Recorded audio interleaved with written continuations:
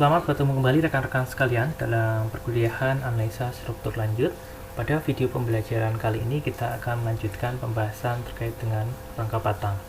Oke, jadi pada video pembelajaran kali ini kita akan lebih menekankan contoh perhitungan sehingga kita dapat memperdalam konsep yang telah kita bicarakan terlebih dahulu pada video pembelajaran yang telah lalu. Oke, misalkan kita memiliki suatu sistem struktur seperti ini ya. Oke, sistem struktur rangka batang, kemudian dikenai beban eksternal seperti ini, ada gaya vertikal sebesar 400 kN pada kedua titik kumpulnya. Kemudian ada gaya horizontal 800 kN pada titik kumpul yang di sini. Kemudian kita memiliki material properties ya, jadi ada modulus elastisitas, ada penampangnya, itu kita anggap nilainya konstan. Kemudian ini adalah modulus elastisitas, kita memiliki nilai 70 GPa. Luas penampangnya konstan karena kita sebut sebagai prismatis ya, nilainya konstan sepanjang batangnya, dan ini batang-batang ini memiliki penampang yang sama juga, dan ini tidak harus seperti ini ya, bisa jadi penampang pada batang 1, batang 2, dan batang 3 bisa berbeda satu sama lain ya penampangnya. Oke, yang penting yang disebut sebagai prismatik itu pada satu batang penampangnya konstan, luas penampangnya konstan. Oke, nah hal pertama yang perlu kita lakukan sebelum kita melakukan analisa struktur adalah kita mendefinisikan penomoran nodalnya, penomoran daripada elemen strukturnya, kemudian kita mendefinisikan derajat kebebasannya. Nah, misalkan kita mendefinisikan penomorannya terlebih dahulu, jadi ini adalah nodal 1, nodal 2, nodal 3, dan nodal 4 ya. Kemudian kita definisikan penomoran daripada elemen atau batangnya atau membernya ya. Ini adalah elemen 1, ini adalah elemen 2, elemen 3, elemen 4, dan elemen 5. Sekali lagi bahwa penomoran ini tidak harus seperti ini ya, jadi Anda bisa melakukan penomoran yang berbeda seperti daripada apa yang telah dijelaskan dalam buku ini, tetapi yang perlu Anda lakukan adalah melakukannya secara konsisten, sehingga ketika kita melaksanakan ini atau melakukan ini, menerapkan ini secara konsisten dalam perhitungan struktur yang akan kita lakukan dalam tahap selanjutnya nanti, maka kita akan mendapatkan hasil yang sama. Nah, kemudian kita jangan lupa mendefinisikan start sama end point-nya. Ya, di sini ada start point-nya, kita kasih tanda panah, berarti kalau anak panahnya begini, start point-nya di sini, end point-nya di sini. Yang ini start point-nya di sini, end point-nya di sini, begitu seterusnya. Oke. Nah, kemudian terakhir adalah kita mendefinisikan degree of freedom atau derajat kebebasan ya. Jadi kita lihat di sini adalah terkekang pada kedua arahnya, maka dia tidak memiliki degree of freedom atau dia tidak memiliki derajat kebebasan. Kemudian yang di sini pada nodal 2, maka sama, dia terkekang pada vertikal dan arah horizontalnya, sehingga dia tidak memiliki degree of freedom.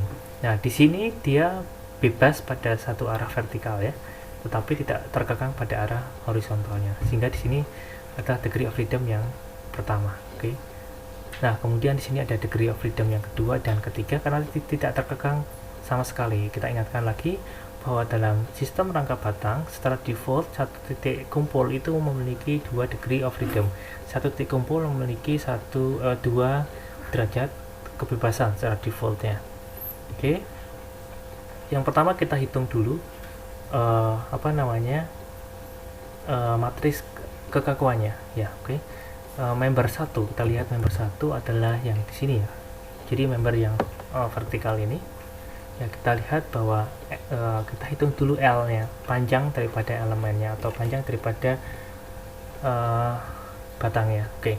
Nah, di sini L kita hitung menggunakan ini koordinat yang sudah ada, sehingga kita bisa menentukan panjang daripada batangnya. Kemudian dari situ kita bisa mendefinisikan sudutnya, ataupun langsung kita bisa mendefinisikan kosinus dan sinus tetanya ya. Ini kosinusnya adalah 0, sinus tetanya adalah 1 karena dia vertikal ya. Nah, kemudian menggunakan parameter modulus elastisitas, luas penampang, dan L tadi yang sudah kita definisikan, serta theta, cosinus theta, dan sinus theta, maka kita bisa menghitung kekakuan daripada member pertama. Oke. Nah, kemudian kita kembali pada tadi ya, pada degree of freedom ya. Maka di sini kita lihat bahwa kalau kita definisikan LD local destination array-nya, jadi masing-masing ada 4 ya, satu baris. Misalkan ini elemen yang pertama, bahwa ini 0 0 ya, pada ujung start point-nya 0 0 ya, jadi dia tidak memiliki derajat kebebasan. Kemudian di sini kita mulai dari horizontal dulu, bahwa dia 0, kemudian dia 1. Oke. Kemudian batang 2 kita definisikan di sini ya. Ya, di sini adalah 0 dulu, baru 1. Ya, 0 1. Kemudian di sini ada 2 3. 2 3 degree of freedom 2 dan degree of freedom 3. Maaf, ini saya kasih tanda ini adalah elemen sehingga tidak tertukar dengan degree of freedom-nya. Kemudian elemen 3 yaitu seperti ini adalah 0 0 ya, karena tidak terkekang pada kedua arahnya. Oke, 0 0. Kemudian di sini ada degree of freedom 2 dan 3. 2 dan 3. Kemudian elemen yang keempat kita lihat dia bermula dari sini ke sini ya. Jadi ini tetap 0 0 ya. Jadi 0 0, kemudian di sini 0 dan 1. Horizontalnya 0, kemudian yang ini adalah 1. Kita sebut sebagai 0 karena dia tidak memiliki degree of freedom pada arah tersebut ya. Kemudian yang terakhir ya. Jadi elemen batang terakhir dari sini ke sini. Jadi ini kan 0 0 ya. Jadi 0 0, kemudian ini adalah 2 3. 2 3. Jadi seperti ini adalah local destination array-nya. Oke. Nah, di sini kita terapkan local destination array. Jadi kalau dalam buku ini yang 0 itu tetap diberikan nomor sesuai dengan reaksi peletakannya. Kalau di konsep saya tadi yang sebutkan yang bukan merupakan degree of freedom, maka saya nolkan ya. Oke. Jadi kalau tadi kita sudah mengatakan bahwa ada 3 degree of freedom, dov-nya jumlah and dov-nya ada 3, maka matriks yang kita tuju nanti adalah ukurannya adalah 3 kali 3 kalau ketika kita bicara sistem strukturnya. Nah, kemudian di sini kita lihat kita memiliki kekakuan seperti ini ya, matriks kekakuan seperti ini. Tidak semuanya kita gunakan ya. Kita coba petakan tadi ya, karena ada degree of freedom. Kita lihat di sini adalah 0 0 0 1. Kita petakan di sini 0 0 0 1. Ini juga 0 0 0 1. Jadi cuma ini saja yang kita gunakan. Oke. Sehingga kita bisa definisikan. Oke. Ini adalah matriks kekakuan yang sudah saya kasih tanda kurung, itu maksudnya yang digunakan saja, disesuaikan dengan ukuran matriks dalam sistem struktur yang kita tuju. Ya, kalau sistem struktur nanti kan tergantung jumlah dov-nya. Dov-nya kan jumlah dov-nya adalah 3, degree of freedom-nya ada 3. Sehingga matriks yang kita tuju adalah 3 kali 3. Ya, 3 kali 3. Kita lihat sini ukurannya. Jadi 1 2 3, ini 1 2 3. Oke. Nah, ini ternyata pada kolom 1 baris 1. Kolom 1 baris 1. Jadi tepat di sini. Oke, maaf. Oke, kemudian ini 0 0 0 0 0 0 0 0, begitu ya. Cara mengisinya seperti itu. Jadi matriks yang kita tuju adalah 3 kali 3 karena degree of freedom-nya adalah 3. Oke, totalnya adalah 3. Oke.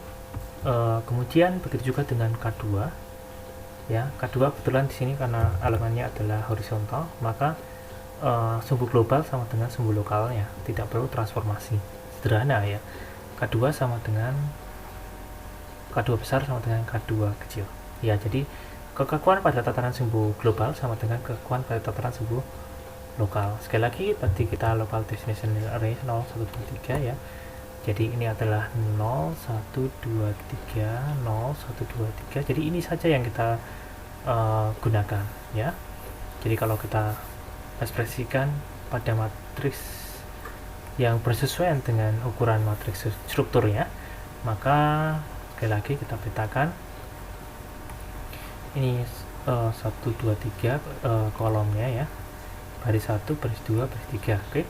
Nah, ini pas di sini 1 2 3 1 2 3. Jadi tinggal kita pindahkan saja 0 0 0 0 4 6 6 6 7 0, kemudian ini adalah lainnya adalah 0 0 0. Oke, begitu juga dengan yang ketiga. Yang ketiga, local business array-nya adalah 0 0 2 3, ini adalah 0 0 2 3, sehingga ini saja yang kita gunakan.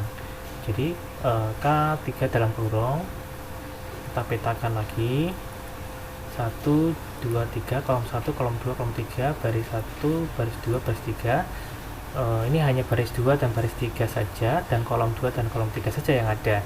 Berarti yang satu ini tidak ada ya, baris 1 dan kolom 1 tidak ada. Jadi tinggal kita tuliskan di sini bahwa ini adalah 0 ya, sorry, ini juga 0 0 ya, karena baris 1 kan nggak ada. Jadi mulai dari baris 2 dan baris 2 dan baris 3, kolom 2 dan kolom 3, 10 80 ya, kemudian 13 4 40, kemudian 13 4 40, ini ada 17 9 20, ini adalah 0, seperti itu. Nah, kemudian member yang keempat sama halnya dengan yang tadi, bahwa ini adalah 0 0 0 1 0 0 0 1. Jadi yang dipakai hanya ini saja. Oke, kita petakan pada matriks kekakuan yang bersesuaian dengan matriks strukturnya. 1 2 3, kolom 1 kolom 2 kolom 3, baris 1 baris 2 baris 3. Ini hanya di kolom baris 1 dan kolom 1. Ini adalah halaman 533. Ini 0, sisanya adalah 0 ya, begitu. Kemudian yang terakhir adalah member yang kelima. Ini LD nya, local disk array nya adalah 0023 0023. Oke, jadi K5 dalam tanda kurung, kita petakan lagi di sini 1 2 3 1 2 3. Jadi ini hanya ada 2 dan 3. Jadi setelahnya di sini aja ya. Berarti setelahnya adalah 0. Oke. Ini berarti 6 269 ya. Ini kemudian minus 12 522, kemudian minus 12 522 25 043. Begitu. Nah, kemudian kita lihat tadi bahwa yang disebut sebagai matriks S, matriks struktur, itu ukurannya kan 3 kali 3, disesuaikan dengan jumlah daripada degree of freedom-nya. Itu sama dengan K1 dalam tanda kurung, K2 dalam tanda kurung, K3 dalam tanda kurung, K4 dalam tanda kurung, dan terakhir adalah K5 dalam tanda kurung ya. Tadi sudah kita definisikan seperti ini ya. Nah, kemudian kita bicara join load vector ya.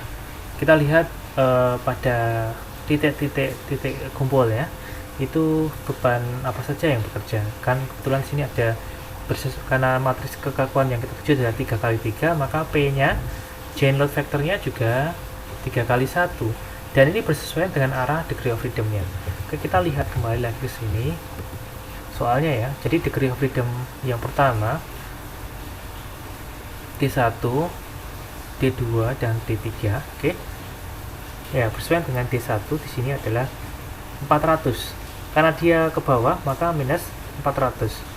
Kemudian yang bersesuaian dengan degree of freedom 2 itu adalah 800 kN. Karena dia ke kanan, dia positif. Kemudian yang bersesuaian dengan degree of freedom 3 adalah minus 400.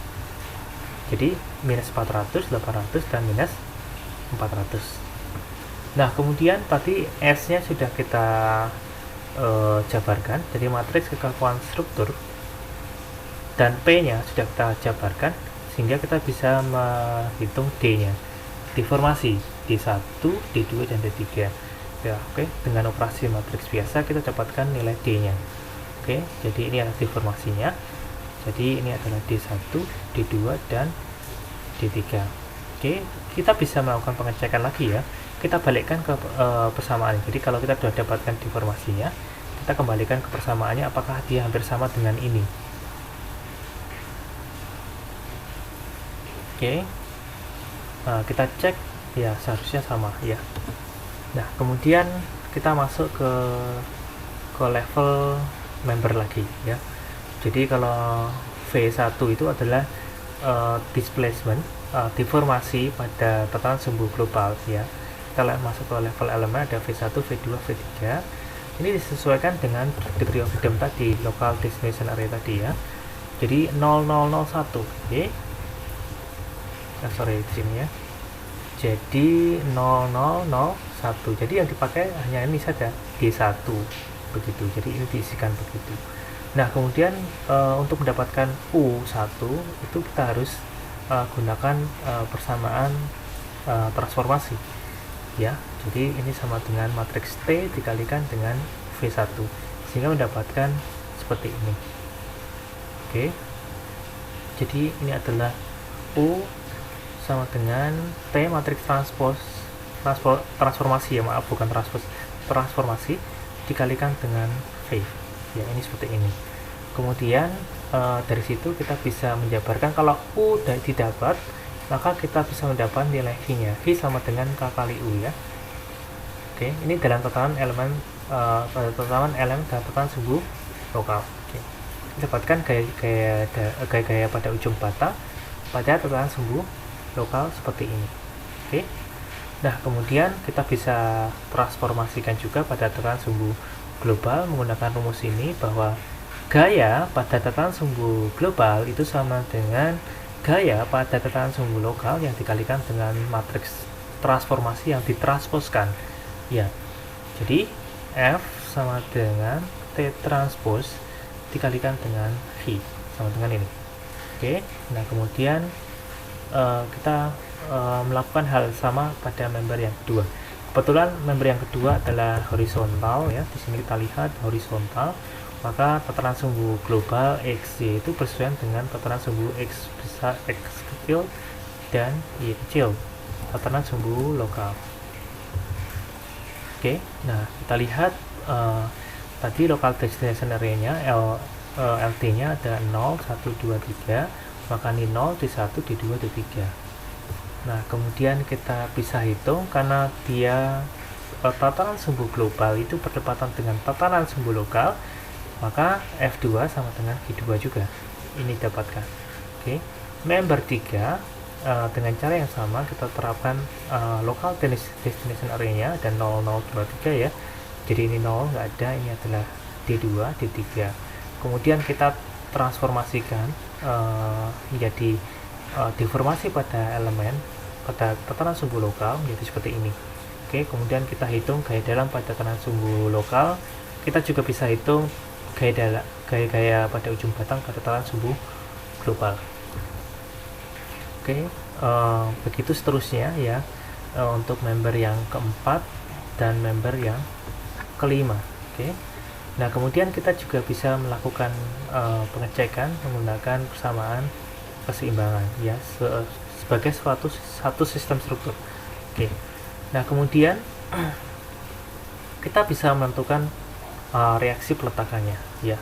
Kita bisa menentukan reaksi peletakannya. Jadi kita lihat ya reaksi peletakannya ya. Kalau Anda tadi misalkan menggunakan penomoran sesuai dengan ini buku di sini, maka reaksi peletakannya ada 4, 5, 6, 7, 8 begitu. Jadi bagaimana kita menghitung reaksi peletakannya ya, tinggal dijumlahkan pada ujung-ujung batang ini. Tadi kan kita memiliki F kan. F itu adalah gaya pada ujung-ujung batang pada tatanan sumbu global, pada tatanan sumbu global. Maka pada ujung sini ini ada elemen 1, ada elemen 3 bertemu pada ujung yang sama. Ini kalau kita jumlahkan gaya-gaya pada start point ya, start point untuk elemen 1 dan start point untuk elemen 3, maka kita akan mendapatkan reaksi peletakannya ya. Kita lihat di member 1 itu di gaya pada tatanan sumbu globalnya ya. Jadi kita lihat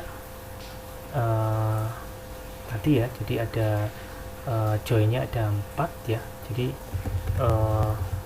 nomornya ada 4, 5, 6, 7, dan 8.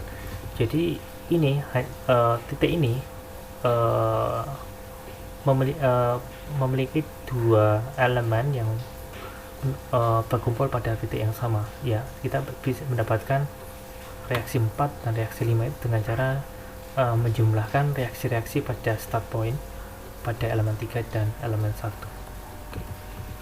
Nah, elemen member satunya kita lihat ya. Nah, di sini ada 0, kita jumlahkan dulu yang arah 4-nya dulu ya. Di 0.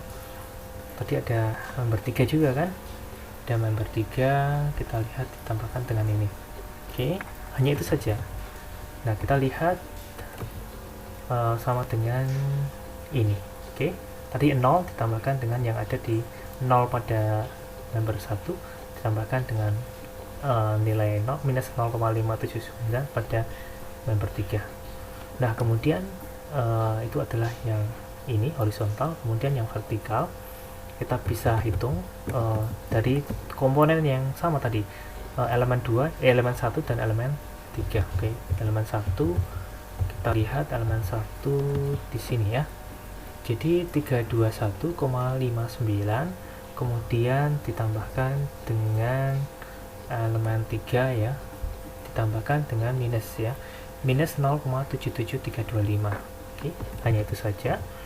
Dan ini akan menjadi ini ya, 321,59 minus 0,77735 menjadi seperti ini. Begitu juga dengan yang 6 ya. 6 kan di sini.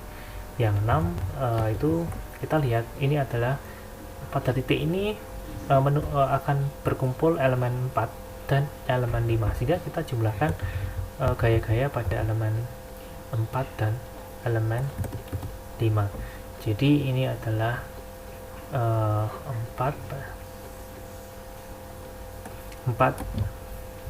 dan 5. Nah, kita lihat pada elemen 4 dan 5. Jadi kita lihat di sini tadi apa namanya, penomoran joinnya kita bisa lihat lagi, ini adalah 6 dan 7, sehingga pada batang 4 dan 5 kita cari nomor 6 dan 7 ya.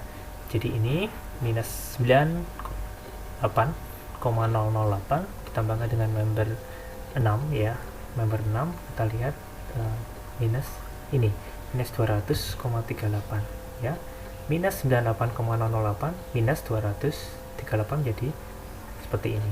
Kemudian yang ketujuh ya, ada horizontal, ada vertikal.